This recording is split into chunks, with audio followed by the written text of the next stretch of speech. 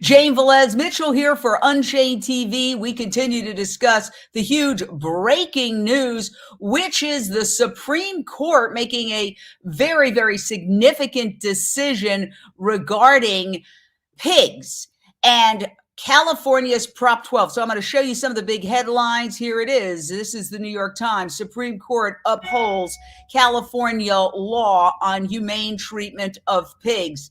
We've got ABC News, Supreme Court upholds California ban on unethical pork, Prop 12. So I want to go straight out to Hope Bohanec. There's been a lot of cheering, and it's certainly understandable, cheering the predictions now that pork producers are going to have to dismantle these horrific pig gestation crates, which are something out of just a dystopian, hellish Dante's Inferno, where these pigs cannot lie down, turn around, scratch themselves. And this is standard operating procedure in the pork industry right now. But I want to ask you, what are the dangers of just celebrating without looking at the possibility that this could be used to do some humane washing and tell people, okay, now you don't have to worry, eat pigs with abandon? Yeah, that's, such a great point, Jane. And thank you so much for bringing this to our attention and bringing this to light, because it is kind of the other side of this, victory, and everyone is celebrating, and rightly so. I mean, it's amazing that an animal welfare issue got to the level of the Supreme Court and got this much attention. And that's a good thing, I think. I think that it is good that, people are concerned, that people care enough to be worried about what's happening to the pigs. So that's all good. But what concerns me about this is that, to produce a profitable product, the well-being of the animals are going to be compromised in fundamental ways, no matter the label, no matter how humane the operation even wants to be. There's inherent cruelties. There's these universal practices to making a profit: body mutilations, separation of families, slaughter at a very young age. These things don't change because of the size of their confinement. And there's a lot of emphasis on the size of their confinement, the birds and the battery cages, now the sows in these crates. And again, yes, these are horrible situations. It's great to get them out of the cages and the crates. However, that is not the only cruelty they face. That's not the only horror of their existence. And what happens is these welfare reforms kind of funnels everything through the lens of the size of their confinement. And what I'm concerned about is that this could kind of lull people into a sense of reassurance that the pigs are living a happy life, and that, that everything's fine, and that they are living a stress-free, great life. And that is not the truth. That's not the reality. We now have hundreds of undercover investigations, videos now that are just painful to watch. Piglets that are having their, just hours and days old, having their testicles ripped out, their tails cut off, all without painkillers, of course. Pigs and piglets that are just kind of carelessly and violently kicked and thrown around and poked with sharp objects. I mean, it's a horrible existence for these animals, what they endure, no matter the label, right? It's heart-wrenching. And just getting the sows out of the crates, even though, again, I think it's a good thing, it doesn't change all the horrors that they face, right? It doesn't change those realities. It doesn't diminish the other suffering. And my concern is these reforms give consumers a false sense of reality, right, of the situation. And perhaps now there may be even more pork production, more pork produced, more profits in the pork industry, because people feel like, oh, well, they're changing their ways, they're doing better, right? So it's very, there's no right way to do the wrong thing. There's no humane way to commodify and kill animals. And we can't have our pork and eat it too. We can't demand humane treatment and still brutally kill young animals that don't want to die. They have a desire to live. So we have to keep educating on what these labels truly mean. And, that's why I edited this book, The Humane Hoax, is to really get this message out. And Debbie Kellerman or Kellerman, who's watching, says, "Thank you so much for saying everything that you're saying here. This is exactly how I felt. And I knew if I made a post on my Facebook about it, I would get a lot of negative comments. I guess, as you said, most people are pretty excited, but yeah, it wasn't exactly the reasons that you were mentioning here. Thank you so much. Maybe people will listen to you and get educated and know what's really happening." So I think there are people who, I'm going to take that comment down. That's a very long, but I think interesting comment.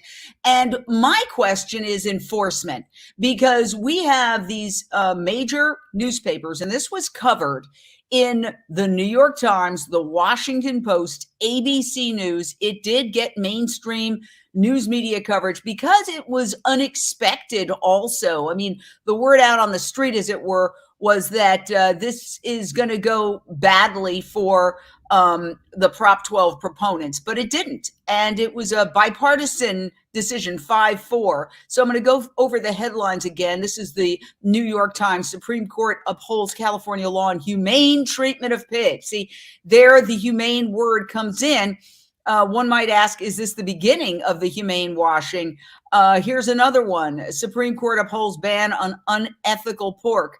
This is ABC News. Is there anything that is called ethical pork? No. Okay, so that is the point.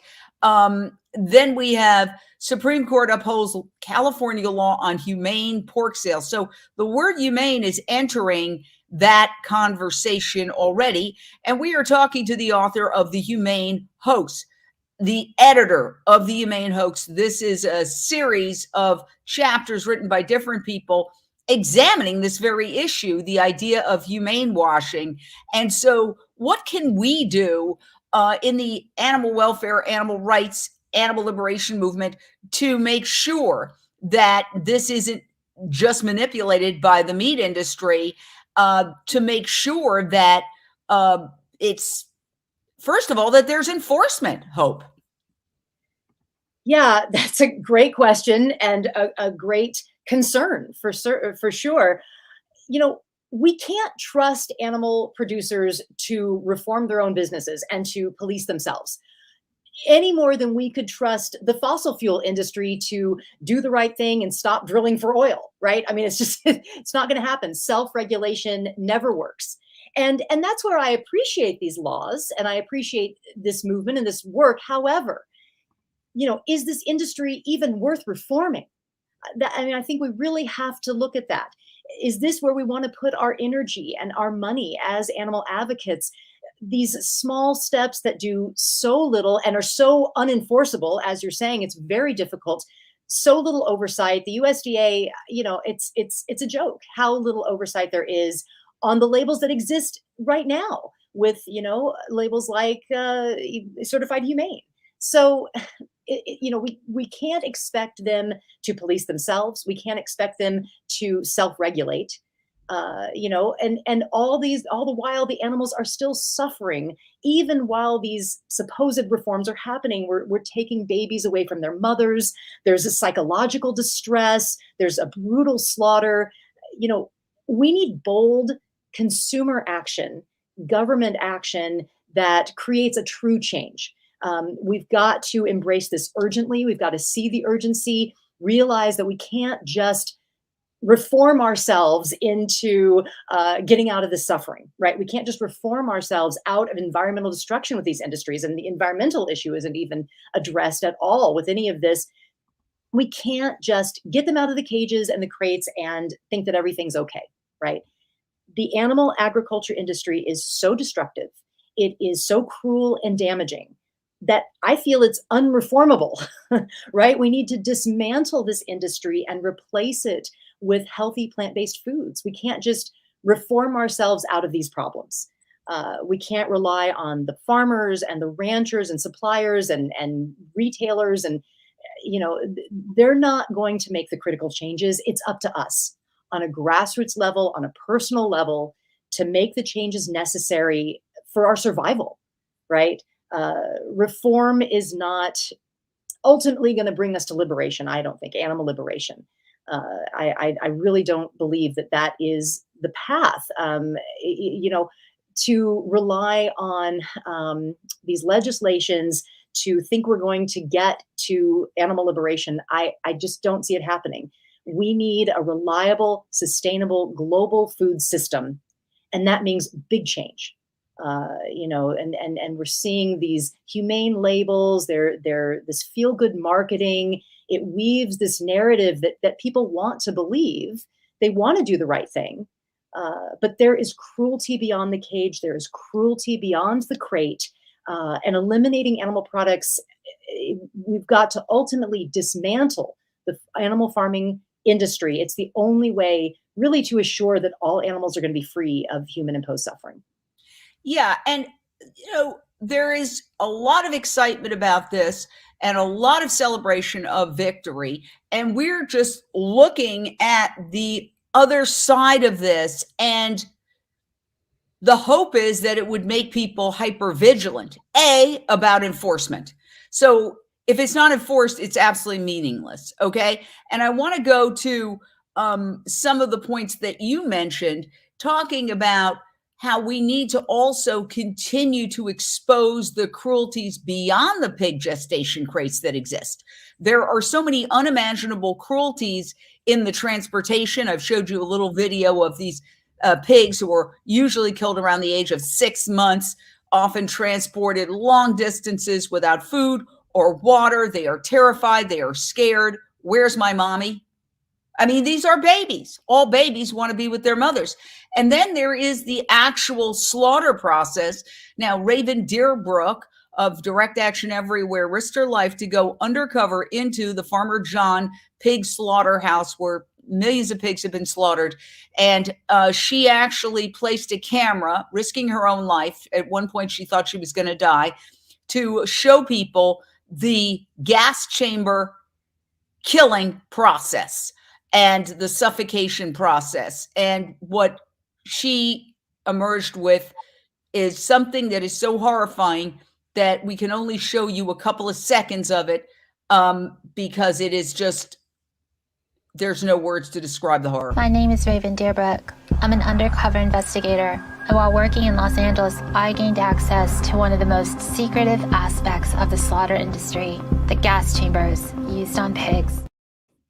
And please join me and go to stopgaschambers.org to learn how you can help.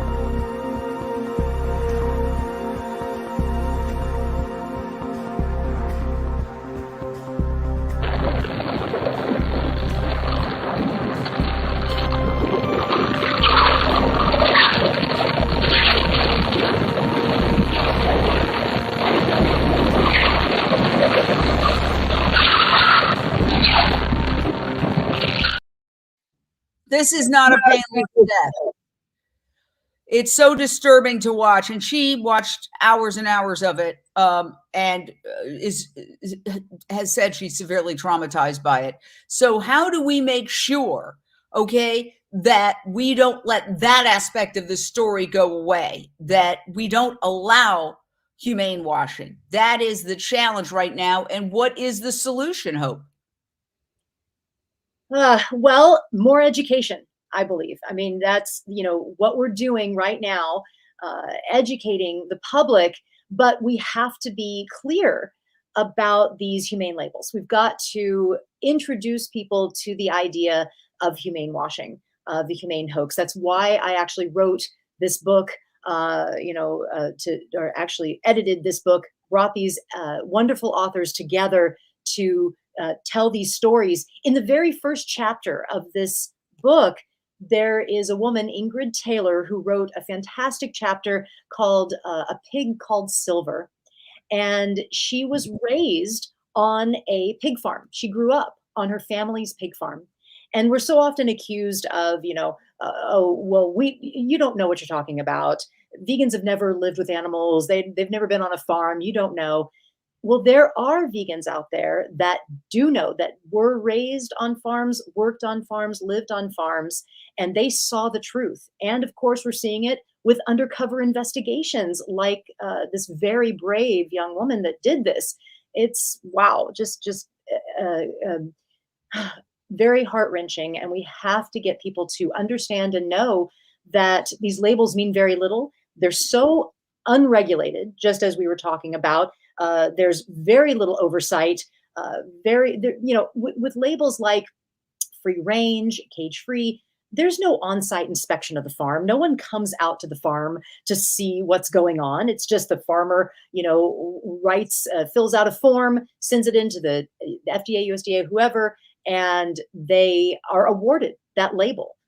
No one's checking, no one sees. It's just the farmer's word.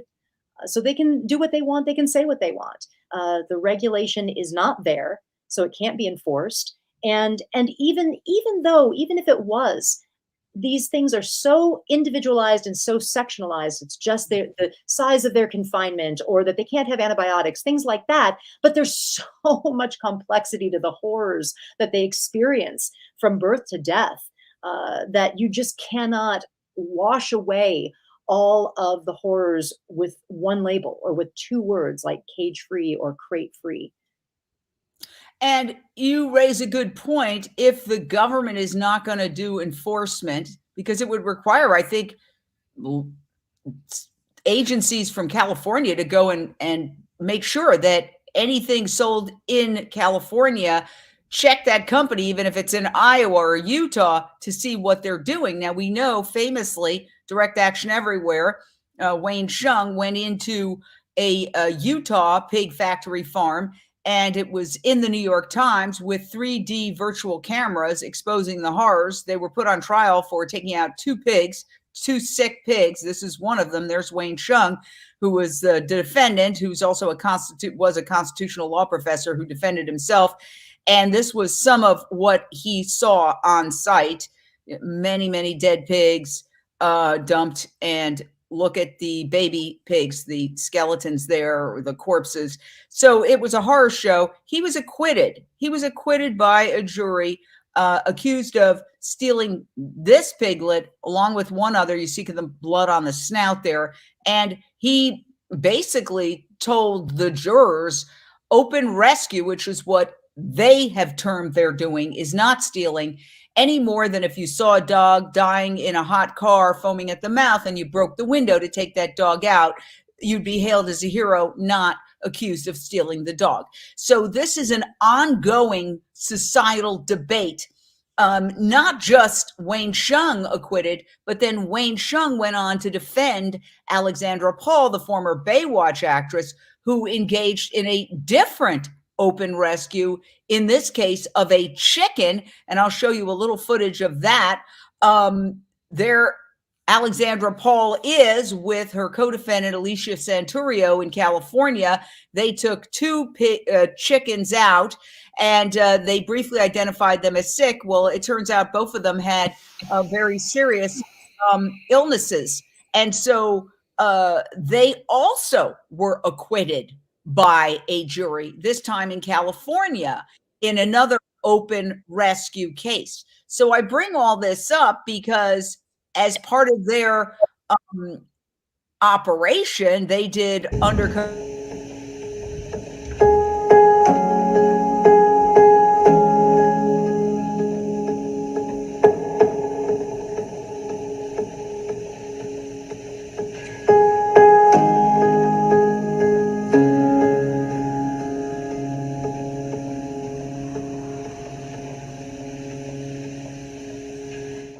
So you see that there is undercover investigations going on for pigs, for chickens. And by the way, I invite any of the companies involved on anytime on Unchained TV. We would love to dialogue with you.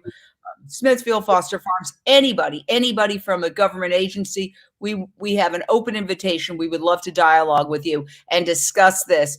Now, this to me, and correct me if you disagree, but I think it makes undercover investigations more important than ever before.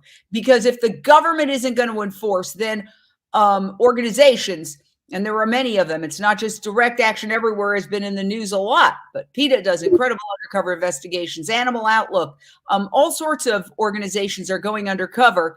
Doesn't that become even more important? Oh, yeah. Yeah, absolutely, Jane. It's critical. It's absolutely critical because it's the truth. It's what's really happening. And of course, they are hiding the truth. They don't want people to know. These places are fortresses. You cannot, as an average person or average individual, just go in and see what's going on. They have made it so the public cannot see, cannot get in. Even journalists have a hard time getting in to see. I'm sure you know. So, yeah, undercover investigation is critical work. It's really the only way we're going to get out the truth. And every time that they go in, every time these brave, brave activists, I mean, I can't even imagine what they do. I mean, they get a job and go in, and it's very dangerous, being undercover. And they'll maybe work for a week, 2 weeks, 3 weeks. It's not long. And they get tons of awful, horrific footage every time, and they come out with the truth. And I'm so grateful for them and that video footage, because that's how we can tell the story of what's happening to these sentient individual animals. Yeah, it's really critical. Absolutely. And I want to just go in a little bit more to what was said in the media. If you're just joining us, we're talking about basically the other side of the Prop 12 decision by the Supreme Court to ban, basically to uphold California's Prop 12. Overwhelming number of California voters voted in 2018, I believe. Prop 12 says you can't sell meat in California, which is the world's 5th largest economy, soon to be the world's 4th largest economy. You can't sell any meat that involves, and I'm getting to the photo, this.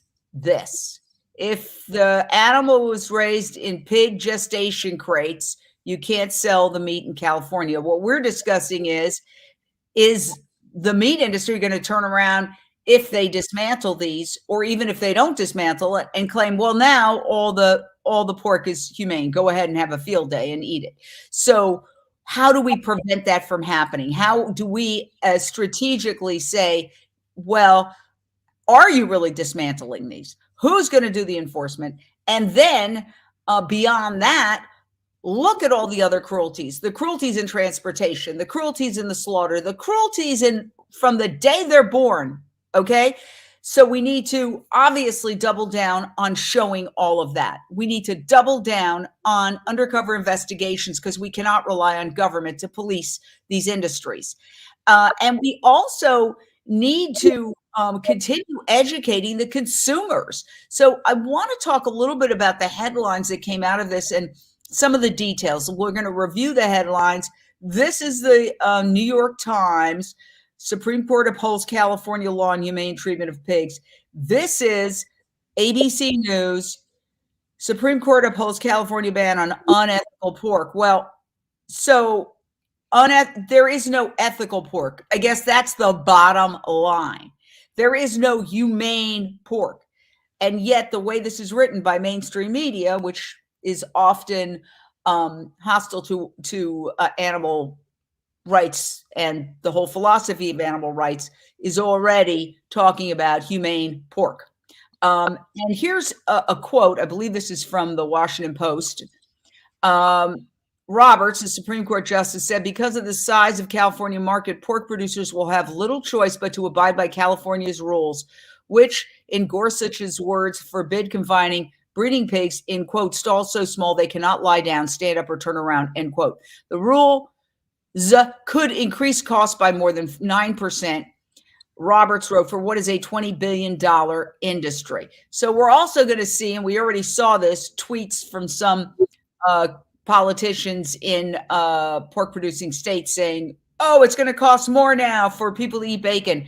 Well, it's also going to reduce the healthcare costs of heart disease and processed meat, which is how that includes bacon, that includes hot dogs, that includes deli slices, all of those pork, okay? Processed meat is officially cancer causing. So it's going to potentially, if it actually reduces pork consumption, reduce our healthcare costs. I mean, we have to control the narrative. Whoever frames the debate wins the debate. Somebody said that a long time ago, and it really resonated with me. I think proactively, we have to think about how do we put this in context, Hope? Yeah, absolutely. And and I don't want to diminish the victory part, because I get that. I understand that, we're grateful that that we won, that the Supreme Court did rule in favor of the animal welfare side. So that's all great, but I am very concerned, as you are, that this is going to just sugarcoat the narrative around pork, and that people are going to feel more comfortable, more, like it's safe now to buy pork because the pigs are happy now. They're out of crates. And of course, we know that's not the case. So, yeah, education is so important. And that's actually why I started the Humane Hoax Project. Beyond the book, the Humane Hoax book that I edited, there is a project, and it's humanehoax.org. We have a volunteer team that is working very hard to figure out how to get this message out, how to get activists talking about this issue. Because we've got the industrial farming talk down. We know how to talk about the cages and the crates, and we've got that talk down. We are able to, roll that right off. But then when someone comes back and says, "Oh, but I buy my pork at Whole Foods, so it's okay," or "I buy my eggs cage free. I get my eggs at the farmer's market." Then, we have to pause. We're suddenly like, okay, what do we say to that, right? We've got to be educated as activists, as advocates, how to respond when that happens, because it's happening again and again. I hear it all the time. I hear activists telling me all the time that they're out doing the cubes of truth, doing different activism, and that's what they hear over and over, is people saying, "Oh, but I get cage-free eggs, so I'm good, thanks." And we've got to have response to that. And I think the first response is to say, "Thank you. That's great. I'm so glad that you care about animals. I'm so glad you're compassionate and that you're seeking out the options that are better for animals. That's great. Let me tell you the truth about those labels, though. Let me tell you what's really going on in animal farming." So we have to be able to segue into that, right?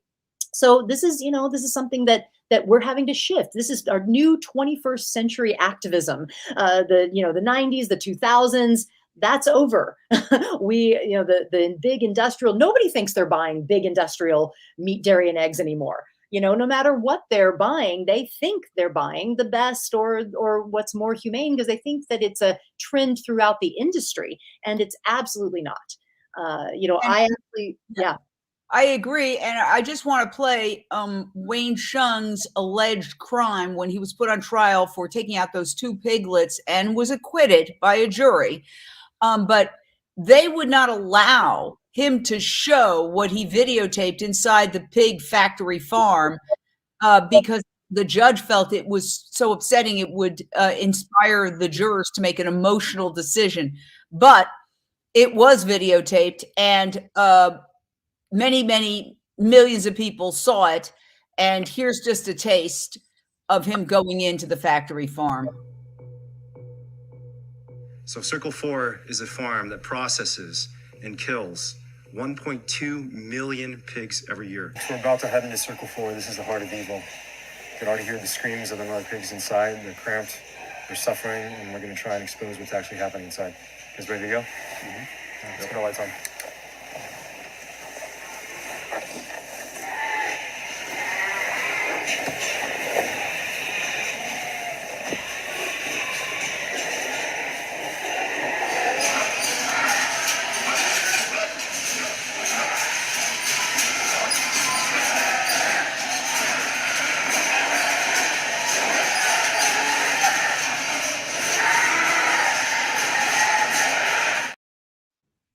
And that's just the start of it.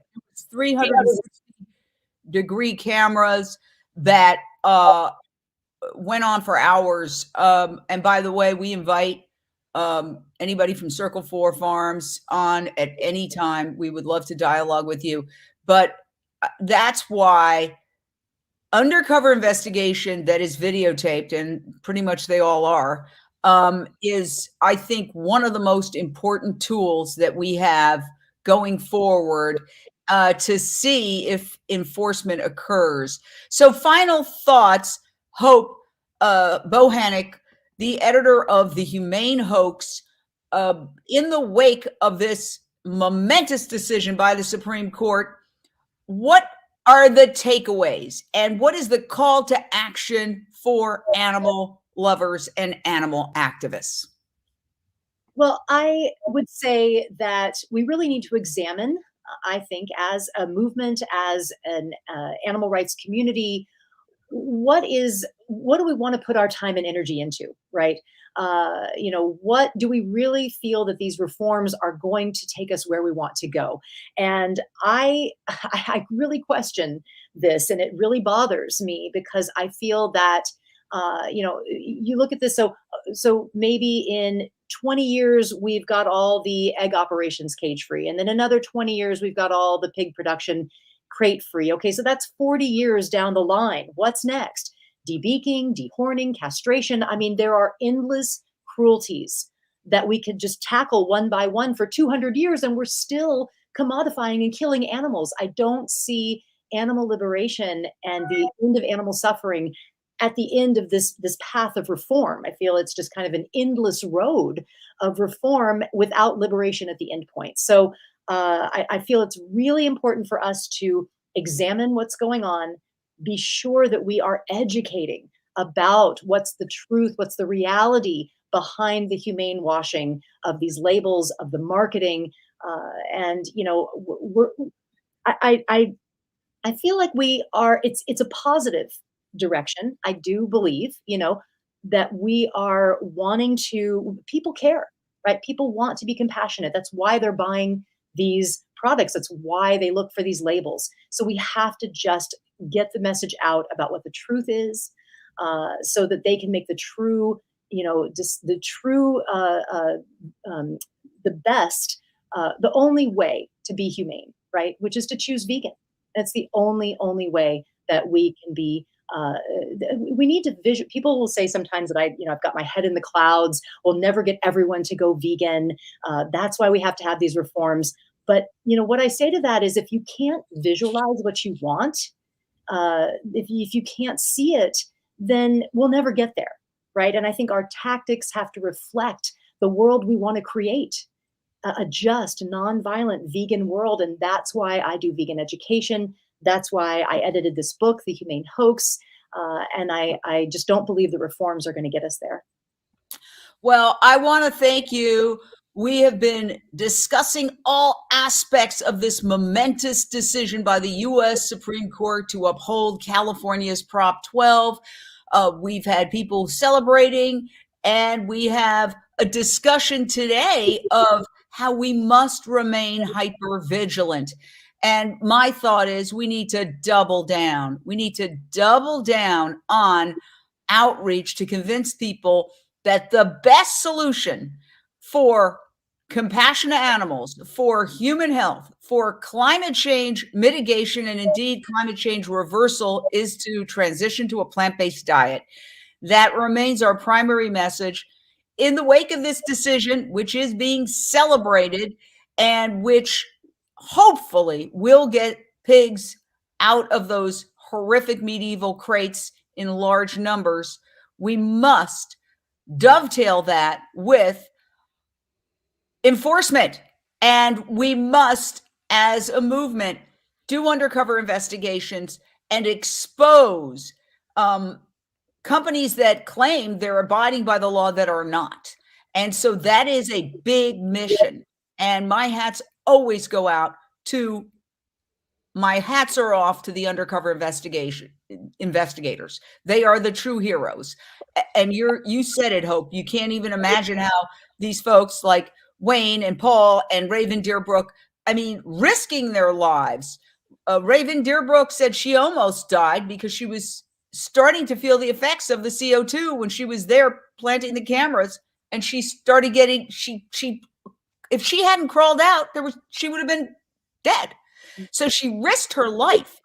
And those are the true heroes of our movement. And we need more of them. And we need to double down on undercover investigations to hopefully ensure enforcement of California's Prop 12.